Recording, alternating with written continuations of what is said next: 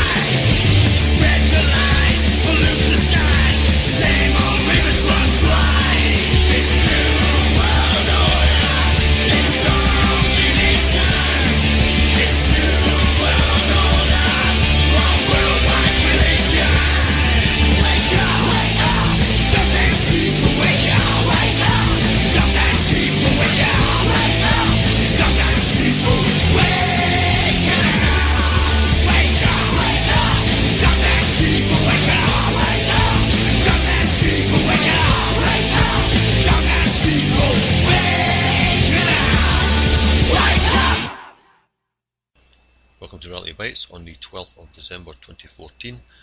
Tonight we have two guests from tracesofreality.com, Guillermo Jimenez and Danny Benavides.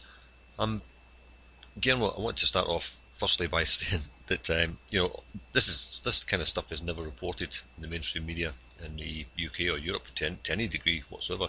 The only thing you seem to hear about are the arrests of supposed drug lords or cartel leaders or whoever. But these things are very, very staged, it would appear. Not shots fired, nobody's injured. The police just walk in, the guys have got their hands up, it's all over, and they're carted off to some kind of open prison holiday camp where they can spend a bit of time until the next political party gets into power and decides that they've got some use for them in combating their rivals in the previous political party, shall we say, because they don't like the competition. Can we take it from there and then just see where the conversation goes? Just give us an overview of what's happening in Mexico at the moment in terms of what's not reported in basically most of Europe and certainly in the UK. Yeah, sure. I guess that's a very a general sort of thing, and we can probably go into we can speak generally on it. We can talk specifically about the latest goings on with the story of the 43 missing students, which I guess is what has really gripped. I know that the press here in the States, there's been some reportage of it internationally, but like you mentioned, we were talking about this a bit off air, and I got to thinking. I do recall that when the story first broke, at least, there was some reportage of it in the international press, but it was being misreported. Much of it was being framed as there was some sort of clash between these activist students and the police, and as a result of the clash, and they kept using that word, and when in fact that's not at all what happened. And thankfully, I would say because of the efforts of probably the alt media, there are some really good journalists in Mexico reporting on this as well, and so thanks to their efforts, the real story has gotten out and has broken through. Danny, do you want to go into the background, because I know that this story is really, it can be convoluted, it can be confusing, so there's a lot of detail in it. We can get into the broadly whatever you want to do. I want to go into some of the backstory. Danny, you can probably break that down for us. Well, sure. I suppose at first we can talk about this incident specifically. This was a mass shooting and subsequent kidnapping that occurred the weekend of September the 26th and the 27th. This was something that occurred late night that Friday into early morning Saturday. And Guillermo's right. Initially, in the press, both English and international press, this was treated as just another clash between Mexican authorities and perhaps some young individuals who may or may not have been involved in narco trafficking. And that's always the way these sorts of stories are framed, at least at the outset, is, everyone sort of assumes that if the authorities in Mexico are going after you, that you must be involved somehow in the narco trade. But that's not at all what took place. The evening of the 26th, there was planned for that weekend I guess a political rally for the mayor and his wife down in Iguala, Guerrero, where this shootout and abduction had occurred. The mayor's wife was supposedly the one really calling the shots. She had been informed by close confidants, including some military and public security officials close to her inner circle, that some of these student activists, these were, by the way, Ayotzinapa students. This is a rural teachers training college for fresh high school graduates. It's a 2-year school that they go to. You can only be admitted if you're either pretty much a peasant or if you're born into rural farmers. So, the school has a particular, sort of field of individuals that enroll and are trained by them. But she had been informed that some of these students were going to stage a demonstration to sort of crash her political party that she was having. And so the word is that upon hearing this, the mayor's wife, the mayor, I should say, his name is Jose Luis Abarca, and his wife's name is Maria de los Angeles Pineda Villa. This is a kind of a notorious family, and we can get into some of this in a moment. But essentially, she had asked the public security secretary, Felipe Flores, who's in charge of the municipal police in Iguala, and had also asked a close military official to essentially take care of the problem. It's, from what I've read, that was about as specific as she got, according to press reports anyways. And then, of course, what occurred afterwards was this, basically a highway blockade, and then a shootout on 3 passenger buses containing not just some of these students, but also there was a soccer team that was among these on these 3 buses that were fired upon. There were some innocent bystanders, and then what basically happened was the shootout occurred late at night. A lot of these students actually fled, trying to escape this attack that they were under. And numerous times these students were crying out, "We're not armed. Why are you shooting at us?" And after this shootout had occurred, there were at least 6 people that were killed and several, at least over a dozen that were wounded. And initially it was reported that there were anywhere between 57 or 58 of these students that were still missing. In the following days, some of those students were able to make contact with their families and sort of let them know that they were still alive and everything was fine. But till now, there are still 42 missing students, and of course one of which his remains were just recently discovered, or I should say they were finally identified by the Austrian forensics team that that the Argentinian forensics team down in Iguala had sent some of these remains up towards to be examined. So yeah, we'll sort of start there, and we can sort of break this down with all the details, some of the background, and then what's going on more recently. Yeah, it's amazing that you've got these students who are they were on a bus, I believe, but there have been other student protests going on, despite the fact that they obviously understand the danger of doing such a thing. But it has to be quite encouraging that they're actually doing it.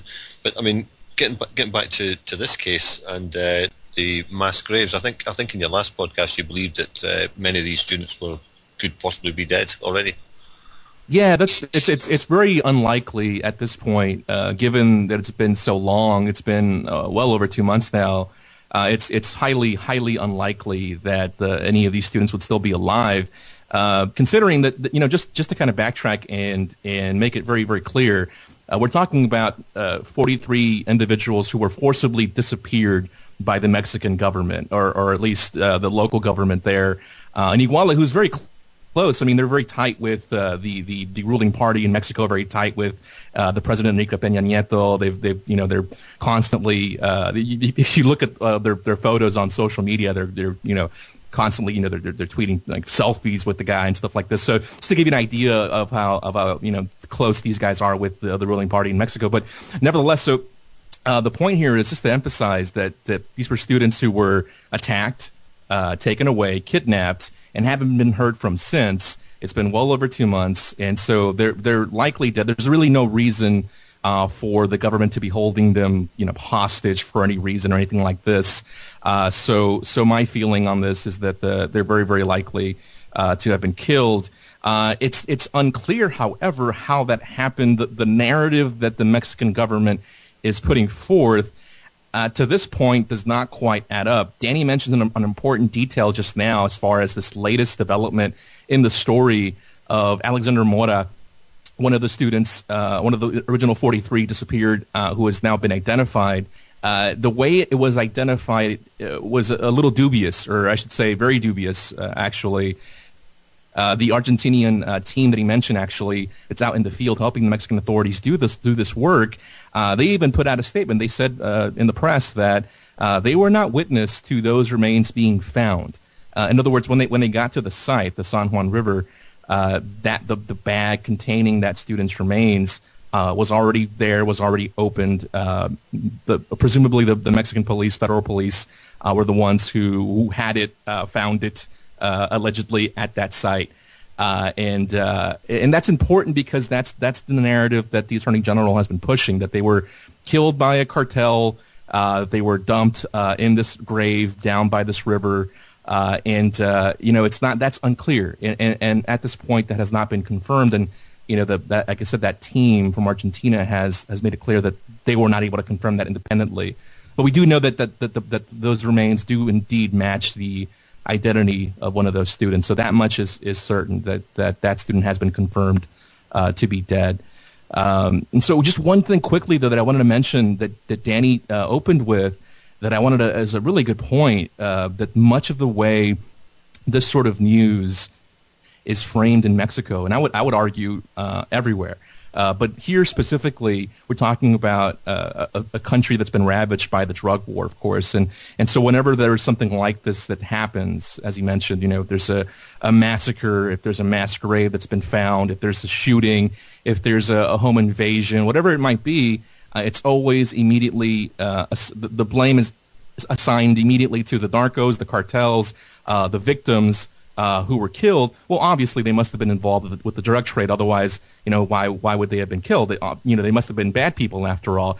And I coincidentally, I just wrote an article today. It was published in the Pan Am Post on this issue of state violence. It's more about what's happening in the States with regard to the Eric Garner story and Ferguson and things like this. But I did find it worth noting that whenever we see this, whenever we see victims of state violence, there is a tendency to assign blame to these victims because, obviously the state can never kill anyone who's innocent, because if we allowed that to happen, then what would that say about us?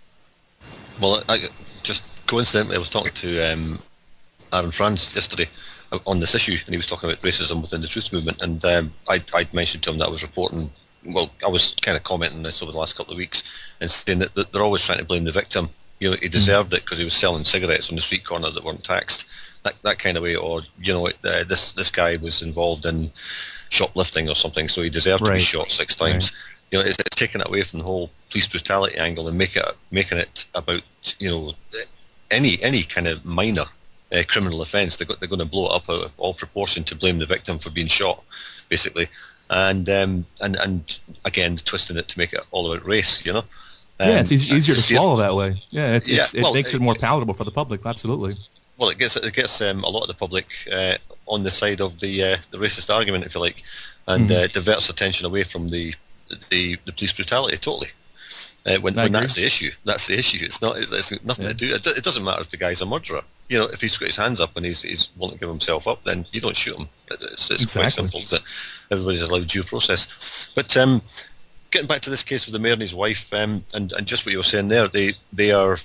The narrative is, it's a drug cartel problem, and if these students were kidnapped or shot or killed or whatever it was, massacred, then they must have been involved in the drugs trade. You know, when all along, I mean, it's pretty obvious that this couldn't go on unless the ruling authorities in whatever region it is, and all the way up to the government, allowed it to happen. It just wouldn't happen otherwise. I mean, these students, I would imagine, are just ordinary young folk, the same as ordinary young folk everywhere who just want a better life. And as I mentioned at the start, you have to admire their bravery for coming out and speaking out. And particularly the case of the lady, the Facebook blogger you mentioned, who was murdered. Obviously a clear warning to anybody that, you know, if you're willing to go online and be a blogger and write commentary, or even come on the radio or whatever and talk about this subject, then this is what's going to happen to you. I mean, to me, that's it smacks of desperation on some level, that they have to go to such lengths to cover all this stuff up. When, I mean, you only have to scratch the surface, I would imagine, and you can see the links between government officials and the cartels. Oh, yeah, that's a really good point. No, go ahead, Denny. But yeah.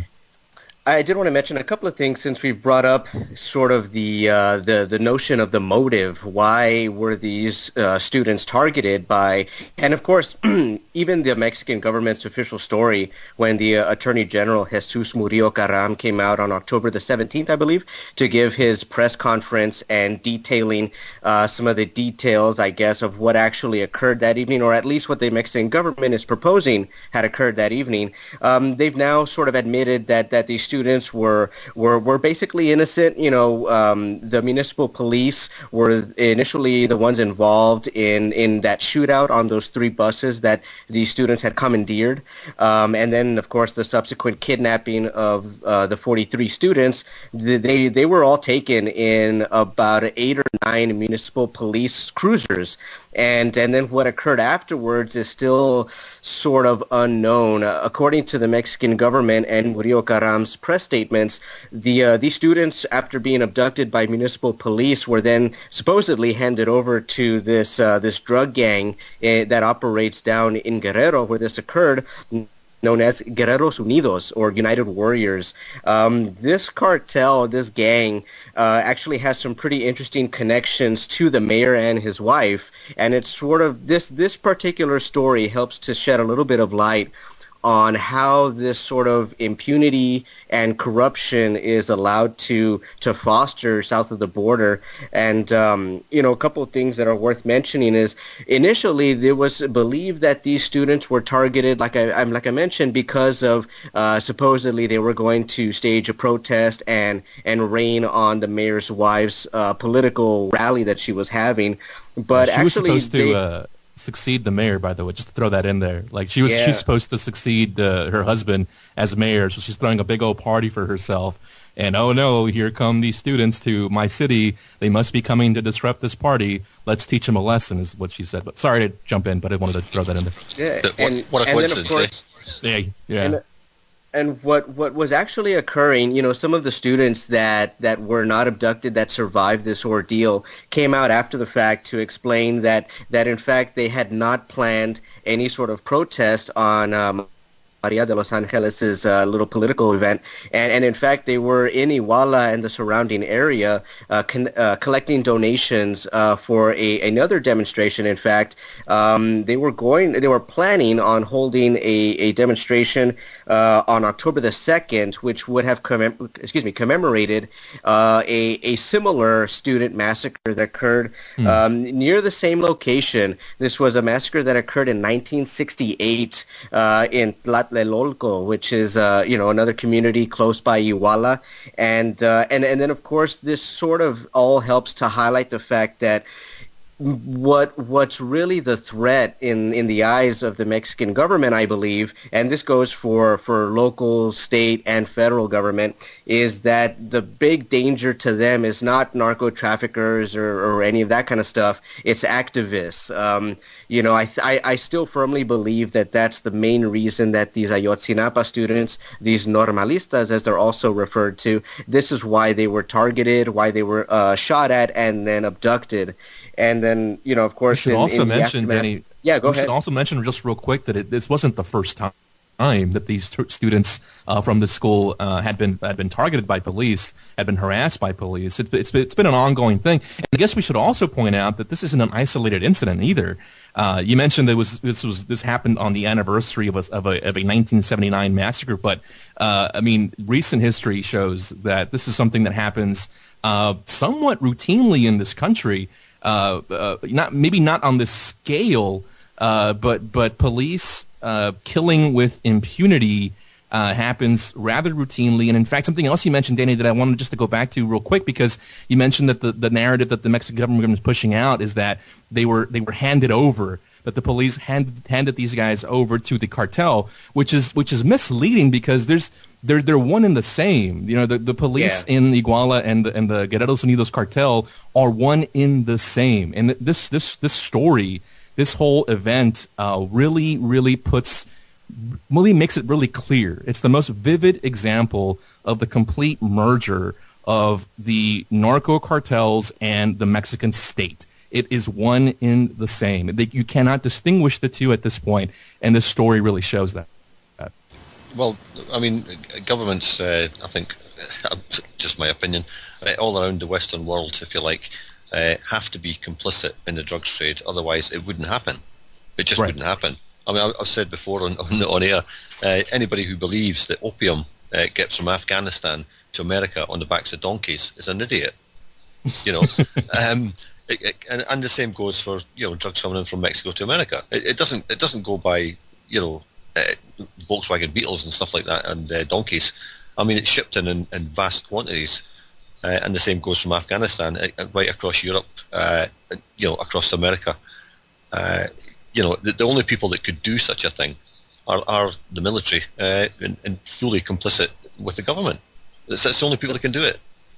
Yeah, absolutely. And the case here in Iguala, I think, can really demonstrate how this sort of trafficking really takes place, and why these sort of events continue. This impunity and then the subsequent immunity that these authorities have. In the case of Guerrero, just like its neighboring state in southwestern Mexico, Michoacan, these two states have a very important coastline that much of the business in Guerrero and Michoacan really depends on.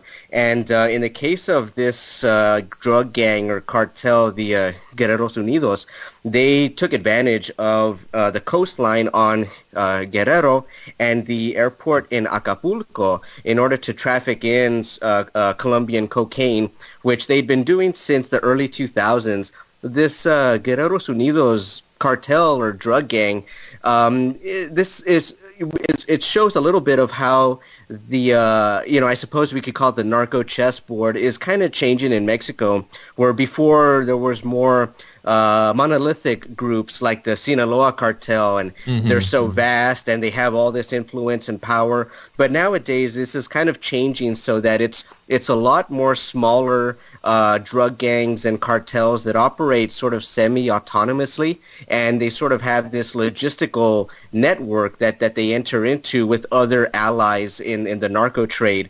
But this Guerrero coastline and the airport in Acapulco, they didn't just hijack these locations or they didn't hijack the seaport or the airport. This is all done with the full complicity of state officials, and this kind of provides some of that blanket of protection that some of these cartels enjoy in certain areas of Mexico. And of course, how did they seize this coastline and the airport? Well, there's a few connections we can start to get into a little bit.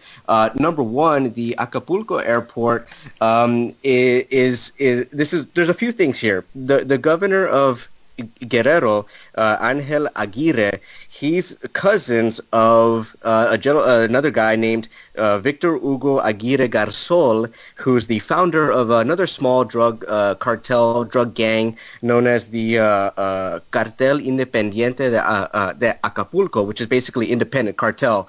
And Angel Aguirre was able to sort of coordinate and allow for some of this Colombian cocaine to come through that airport. And then close to Angel Aguirre, the governor there, is a confidant of his named Victor Jorge Leon Maldonado. He was the deputy attorney for a unit in Mexico's federal government that investigates organized crime. And this confidant of his was heavily involved in the arrest and then the quiet release of one of the Guerreros Unidos founders, who's known as El Molon. El Molon, he also has a nickname El Salo, which is short for Salomon. His last name is Pineda. And who's he related to? He is the younger brother of Maria de los Angeles Pineda Villa, the mayor's wife. And this guy, Salomon Pineda, he's like I said, he's a boss of the Guerreros Unidos drug gang. He was incarcerated some years ago in Tamaulipas, but then was quietly released a little over a year ago. He's been cited as being the quote-unquote maximum leader of this drug gang in Guerrero. And, of course, there are two other brothers of the mayor's wife that are also involved in this drug gang. There's Alberto Pineda Villa. He's known as El Borrador, which translates to the eraser. He was a hitman and a former operative with the Beltran Leyva cartel. And before they were working with Beltran Leyva, actually, some of these Guerrero Unidos guys had been working with the Sinaloa cartel way back in the early 2000s, when the Beltran Leyva cartel and the Sinaloa cartel still had an alliance. Once they split, however, they sided with Beltran Leyva, and then after the fall of Arturo Beltran Leyva, these guys sort of went out on their own. And this Borrador, the eraser, he was a liaison between Arturo Beltran Leyva and another individual known as El MP, or LMP, the initials of Mario Pineda Villa, another brother of Maria de los Angeles, and he's also involved in this Guerreros Unidos cartel and also comes from the Beltran Leyva cartel previously. And this particular brother, Mario, he's linked through Richard Arroyo Guisar, who's the stepson of one of the brothers of Mayo Zambada, who's, to this day, he's the last remaining Sinaloa capo that's still alive or not in prison. So very interesting to sort of see how all these connections play out, and how, despite, the Mexican government likes to play up a lot of these high-profile arrests of, like Chapo Guzman or the Beltran Leyva brothers, and more recently there's been Zeta's boss that was captured, Gulf Cartel leaders. But despite all of these captures, this narco-trafficking continues to expand, I should add.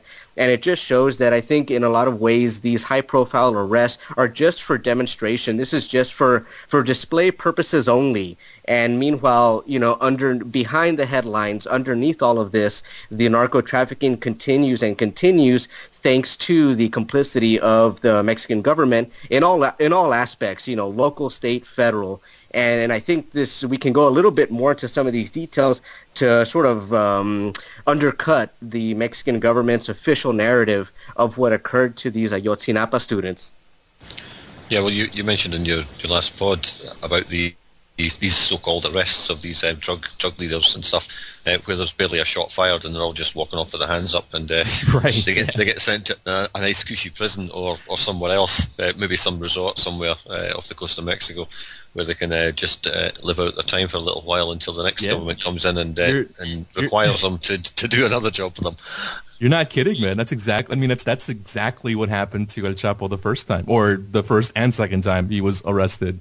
There were reports that the guy was able to fly in family for Christmas parties, and I mean he was routinely being they would bring in female prisoners for him, and all kinds of really awful things would happen. But he would he had the run of the place. So they're in prison, but not the prison that you would think what you would expect. It's more of a resort than anything else. You're right there. Maybe the big drug leaders go down to Panama to the Bush's family ranch down there or something. Who knows? to spend some time with Bernie Madoff or something. Would not be surprised. The Enron executives. Who knows? And Shergar. Who knows? I wanted to talk about you said this. You mentioned this. These students were traveling to do something on the anniversary of another massacre that took place. And you mentioned in your last podcast that to date there have been 11 mass graves discovered with 38 bodies, and the possibility of 26 in total, with up to 300 bodies. Now, if this has happened in Serbia during the Bosnian War, this would be all over the media. It would be everywhere, and it was everywhere. And yet, I mean, this has gone on. I don't know how long this kind of aspect of it's been going on. The mass graves. I mean, how far back do they go? But I mean, for this not to be reported on a global scale, if you like, to use that terrible term, it just beggars belief, And obviously, no, that is a really good point. The media must be complicit in this as well. Yeah, no, that is an excellent point, because you would expect. I mean, just look at the way, even in the just the late, what's the latest greatest enemy of the United States these days? I forget. I lose track. But ISIS, ISIL, or anybody else with a turban. Yeah, right. I mean, it could be. Yeah, I think it's the last one. Let's go with that one.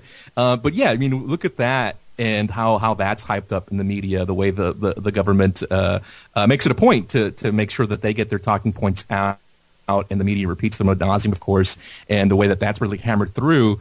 But yet, that's again a really good point. You look at a story like this, but I think that quote comes from a local police officer near the city of Iguala. I forget the exact town. That maybe Danny can remind me on that.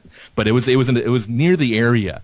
It's all very close by, and he was quoted as saying, "Yeah, we found dozens of these. There's been over 300 bodies in the last few years that we've dug up from this one area of the country, a really small, concentrated area of the country. That's how many bodies they've found just in the last few years." And so yeah, I mean, there's been people like what's the priest, the Mexican priest, is it Alejandro? The name escapes me, but he's also been quoted as saying, Mexico itself is a mass grave at this point. The entire country is a mass grave, and so you know who I'm talking about.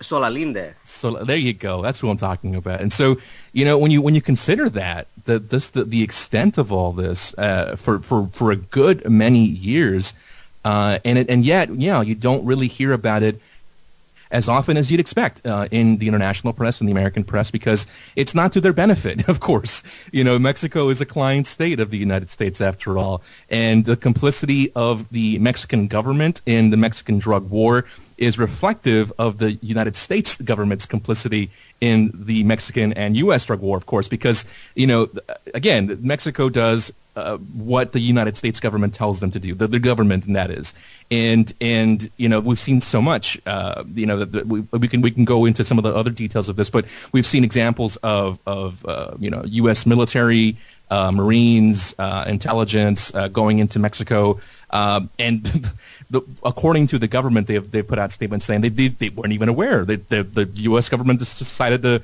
show up and run a few operations down there, and we're just now finding out. So it just if that's true, assuming that's true, it goes to show the extent to which the United States government controls the government of Mexico. So anything that reflects poorly on the Mexican government, but then by extension reflects poorly on the American government, and that's why I believe anyway.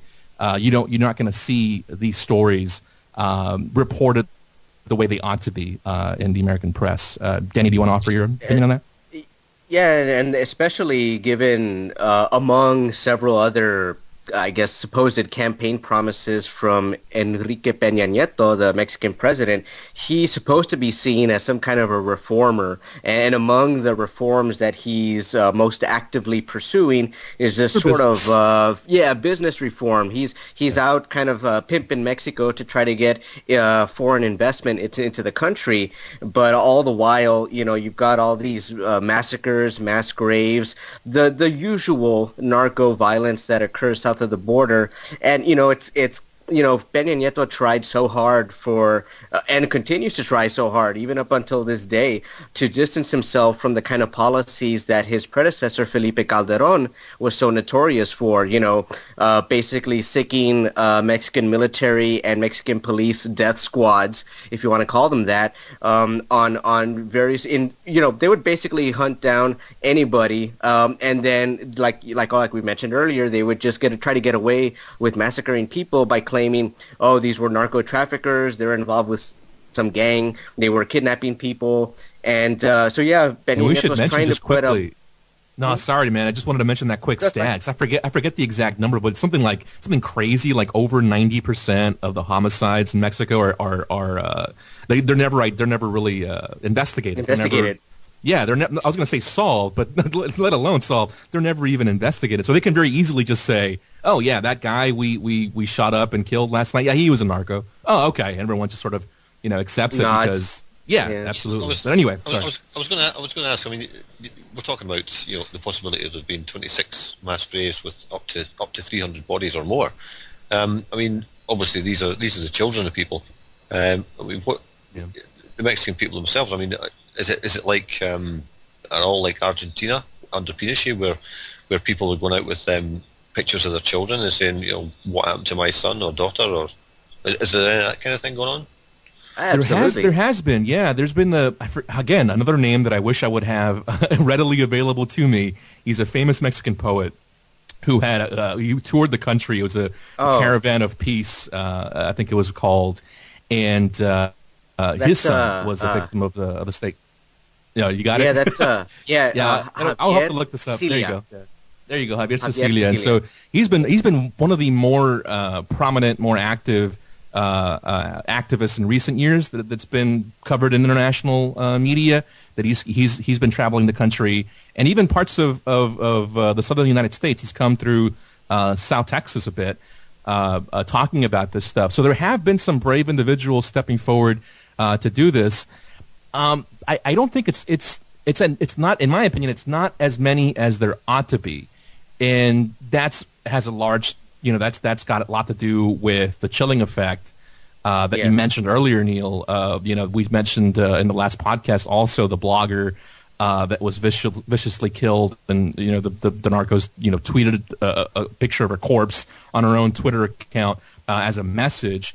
And this sort of stuff is, again, not a novel thing. This has been happening for quite some time. So this has been happening for, if a cartel, for example, just in the city of Nuevo Laredo, which is right across the border, the sister city of Danny and I's hometown of Laredo, Texas, what Los Zetas were doing and continue to do, if they even suspected that a person in a block that they control was talking to media, was talking to potentially police that are not on their payroll, and doing something that would otherwise jeopardize their business, they would just cut their heads off and make sure that everyone saw it and put it out in front of their front porch and make sure that the message was delivered. And so there is that, and it's horrific to think about, to be sure, but the people in Mexico have experienced this for so long. And I talked about this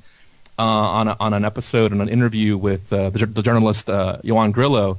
So I'd invite your listeners to check that talk out, because he goes into detail about how the Mexican people have really, you almost have to, if you're bombarded by these images, not just on your television screen or computer screen, but in your daily life and your daily routine, bombarded by these images every day, well, then eventually your mind just shuts off to it, right? You become numb to it, and you you almost have to, just for the sake of your own mental health, you have to focus on other things. You know, what's how's the soccer team doing, right? How's the football match going? You have to do it because if not, you'll go crazy. And so there's partly it has to do with that. Partly it has to do with them shutting off. Partly it has to do with the chilling effect. But despite all of that, this most recent story of the missing students, has woken a lot of people up and has given them the courage to step forward and get into the streets and to speak out in a way that they haven't been in a very, very long time. Yeah, I want to talk about it. So I just to come in on, well, no, you kind of what you said, because I'm coming back on a slightly different tangent, so you carry on, Danny. Yeah, the one thing I was going to say is that part of, that's the one encouraging thing among all this. I'm not sure if any sort of reform is going to be forthcoming, but at least it's encouraging to see so many thousands and thousands of people, at least in Mexico, but certainly I've seen demonstrations in solidarity all over the world, not just the U.S. and other countries in Latin America, Europe. Even I saw some demonstrations in the Middle East that were in solidarity with the missing students. But the mass swell of demonstrations in Mexico, particularly the demonstrations in Mexico City, there were hundreds of thousands of people in the streets. So on one hand, demonstrations of this size are not unusual.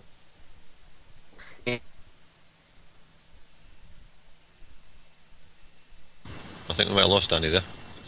Yeah, I can't hear you either, Danny. Demonstrations is encouraging. Oh, you're back. Nope. Okay. Yeah, your audio's cutting out there, buddy. Oh, I'm sorry about that. Well, I was just saying, it's just encouraging to see the large swell of people that are out in the streets protesting, demanding the resignation of Peña Nieto, asking for police and authorities in their communities to face prison.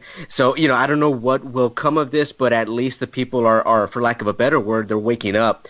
And part of what precipitated all these demonstrations was, in fact, Murillo Karam's press conference, after he concluded speaking, he was questioned by a journalist, and immediately his response was, "Ya me cansé, I'm tired," and he walked off the stage. And since then, you still see on Twitter that hashtag "Ya me cansé," and it sort of took on another meaning as activists in Mexico began saying things like, well, I'm tired of the narco government, I'm tired of the impunity, I'm tired of the murders and the killings and the kidnappings. So that's encouraging, just to see people speaking out and trying to demonstrate and elicit some kind of change. And again, I don't know what will come of this, but at least we've got the ball rolling.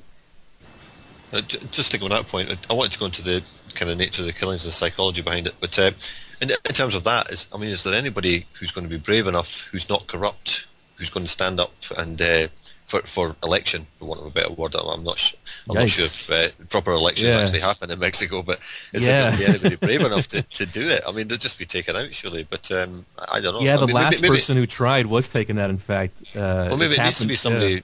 Maybe it needs to be somebody well known, like the writer or the poet you were talking about earlier on, who is getting some international coverage, possibly because he is well known. And if he's taken out, then people in Europe start looking at going, what's going on there? I don't know. Yeah, no, it's an interesting point. I mean, I don't hold out much. I mean, I don't hate to be pessimistic, but I don't see a political solution developing anytime soon. It'd be so incredibly difficult given the nature of the Mexican state at the moment. I mean, they would just have to be. I mean, you almost have to wipe the slate clean. I hate to say it, but it's just so far gone that it would be just almost. I hate to use the word never or impossible. It's just almost impossible to envision a person being able to do that on a national level. Perhaps on a local level, we've seen. Danny mentioned earlier the state of Michoacan. And very interesting developments that have happened there in the southern part of Mexico. That it's heavily populated, but it still has a very vast indigenous population and indigenous customs. And because of that, we've seen the Autodefensa movement rise up, and we've seen community organizing and going back to the old ways of governing, of self-governance, which is, in my opinion, a far more a far better way, a far more effective way to go about this. And Right of course, on. when that started happening, when that movement started gaining steam, well, what happened? Here comes the Mexican federal government and tries to squash it. And indeed, they managed to, if not completely squash it, to derail it, to co-opt it.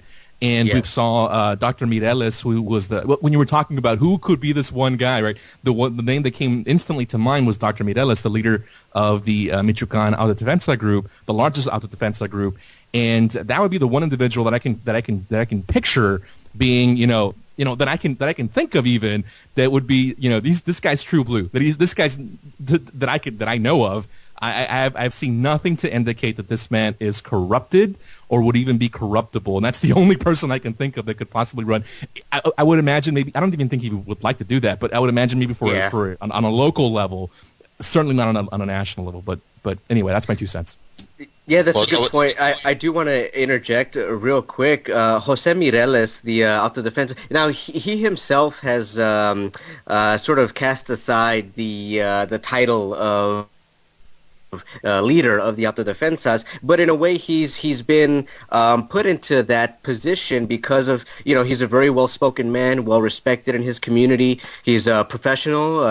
He's a surgeon, or was a surgeon, I should say, because where is Jose Mireles today? He's in prison. He's behind bars. He's actually in a maximum security prison where they send the narcos, and he was arrested almost 6 months ago.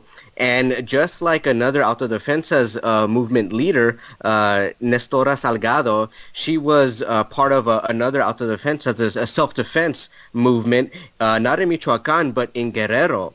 They were known as the CRAC, C-R-A-C. She was arrested back in August of 2013.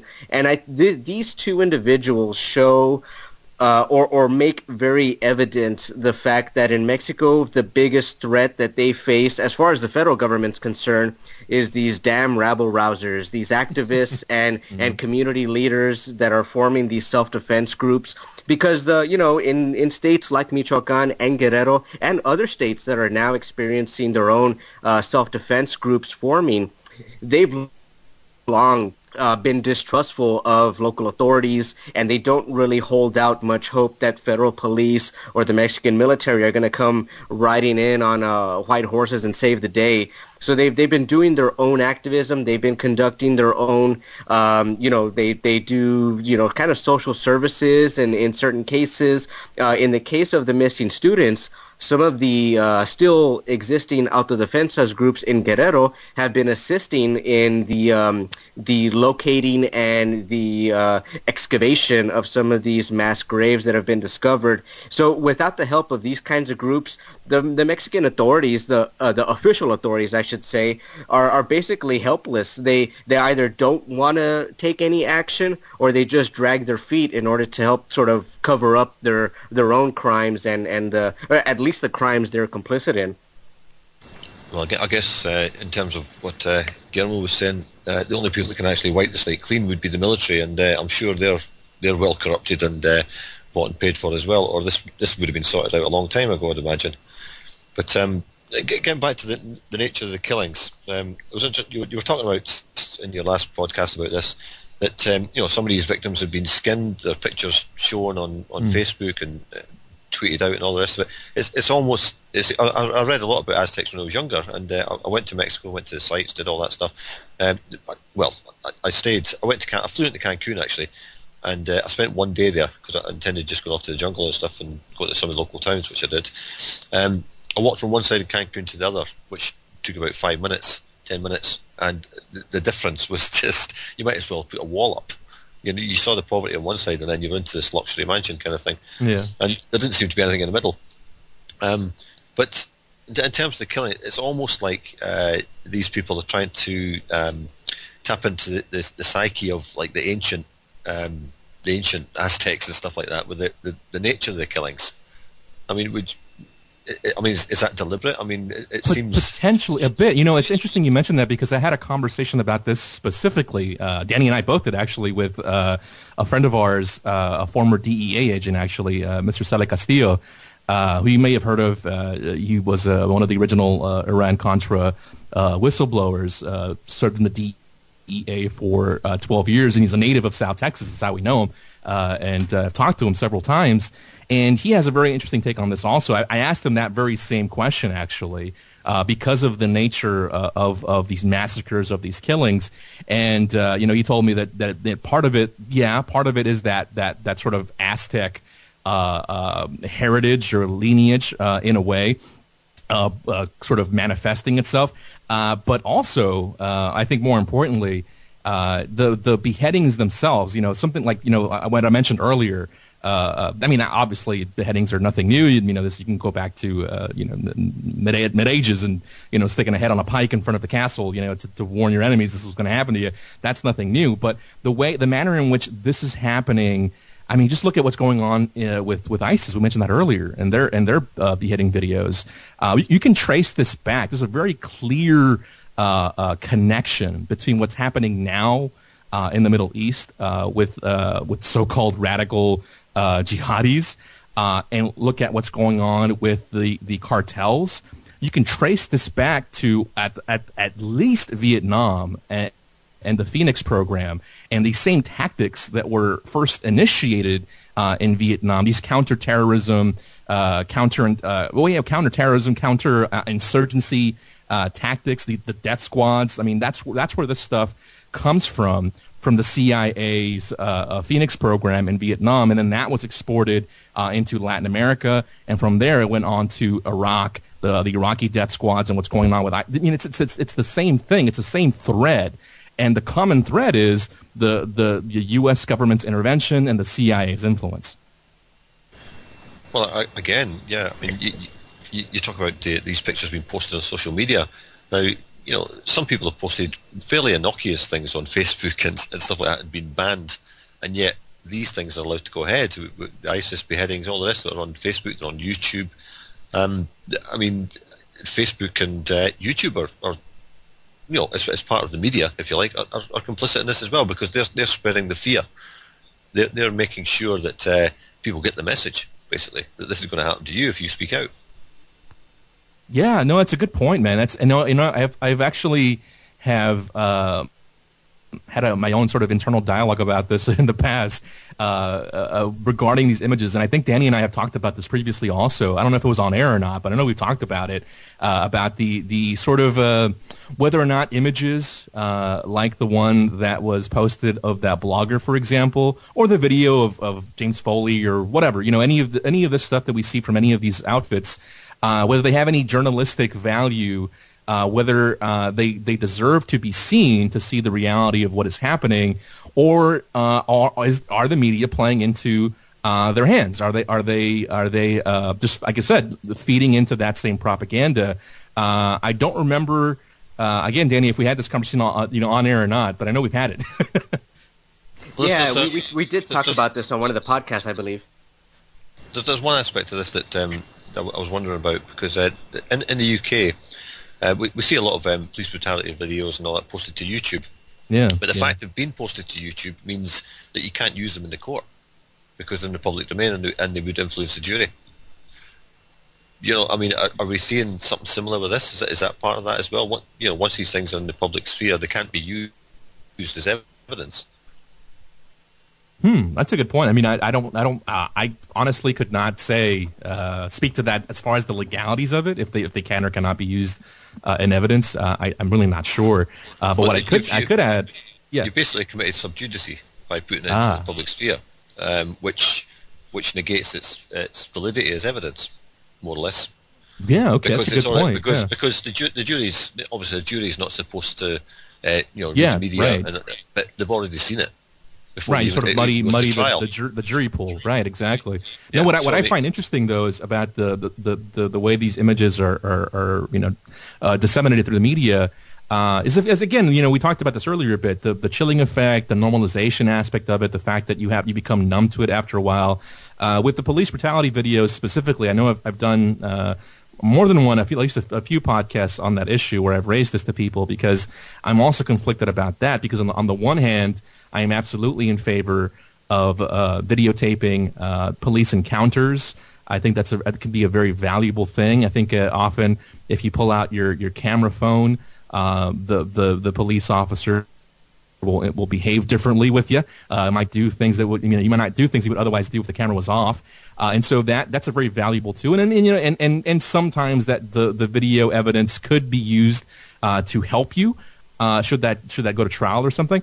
But for example, in response to this to the Ferguson shooting of Michael Brown, to the death of Eric Garner, the response from the U.S. federal government has been, well, let's give you guys a bunch of money to train you properly how to use your military grade equipment, and we're going to give you some money so you guys can buy some body cameras, so your officers can wear these body cameras, and that way they'll record everything and everything will be on the up and up, everything will be groovy.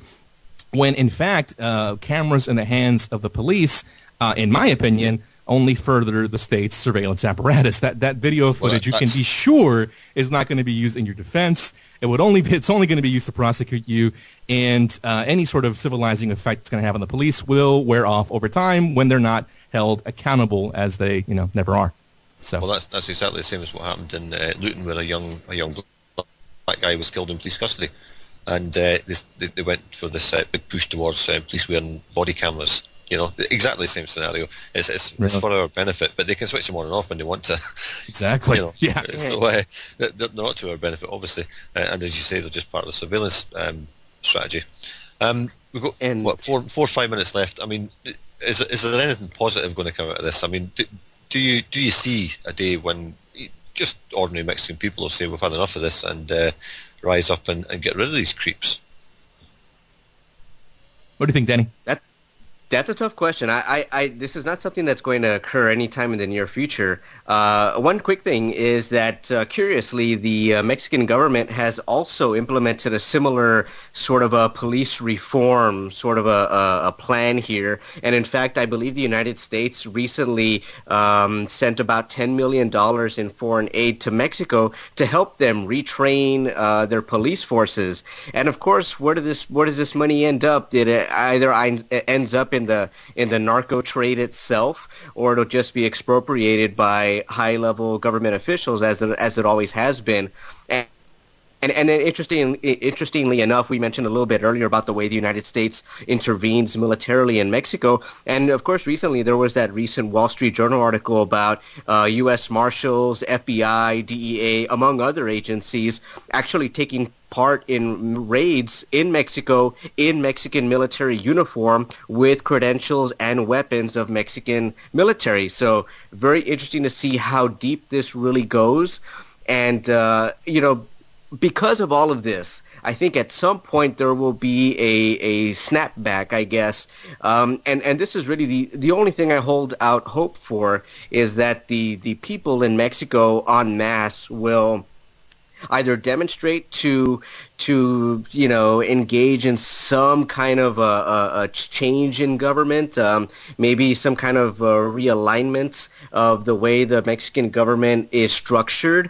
But more immediately, I would suspect the real evolution or revolution that Mexico needs is going to come from individuals and groups, and in particular, these sort of self-defense movements, these autodefensas, that are now taking hold in numerous states in Mexico. So that's really where I think the real shift is going to come, is going to be from the people that care, the people in their own communities taking up some kind of action.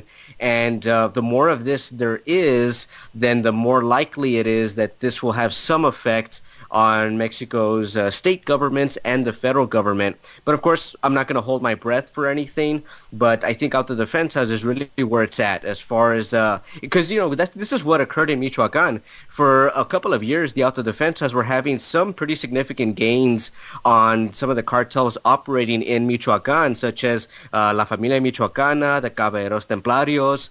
And of course, what happened? Well, of course, Peña Nieto sent in a security envoy, Alfredo Castillo, to go into Michoacan, dissolve the autodefensas movement as best they could anyways, and then sort of co-opt it, rebrand it, and put it under the control of the federal government. And what happened after that? Well, you had all these drug gangs in Michoacan and neighboring Guerrero start forming alliances. They started spreading, growing in influence and power. And I guess in the eyes of the Mexican federal government, that's success. We got rid of these pesky autodefensas activists, and we put in our preferred organizations to take control of these areas, whether that's police, gangs, cartels, whatever.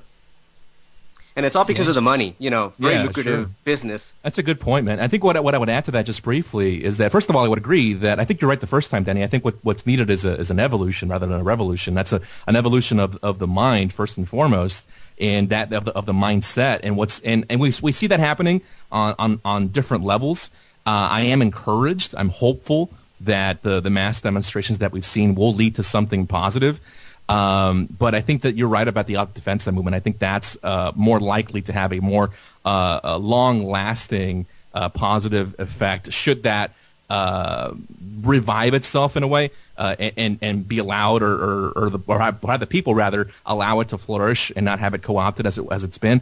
One other thing I would add to that also is that what's definitely not the solution are the reforms that Peña Nieto has been introducing that I believe the Senate has yet to vote on, but it's out there, and they're quite. I mean, I would invite your listeners to check those out in detail. They're really quite wild. They basically want to empower the federal government to the point where they have the ability to go into wherever they want to go, any state, any local municipality, and dissolve the local government, disband the police if the federal government should deem the town corrupted by drug cartels. They'll now have the power. If that passes, they'll have the power to dissolve local governments and reshape them as they see fit, which is a pretty scary thought. So that's definitely not the way to go. Well, I guess the government doesn't like the competition. Yeah. Is that it? Right. Perhaps. Yeah. They've got to run the drugs themselves. If somebody else is going to step in their territory, they're going to get rid of them. Simple as that. Okay, we've come to the end of it. Can you just stay on the line a minute? I just want to talk to you about something else. Yeah, absolutely. Okay, thanks very much. That's it for tonight. Thanks very much, Guillermo Jimenez and Danny Benavides.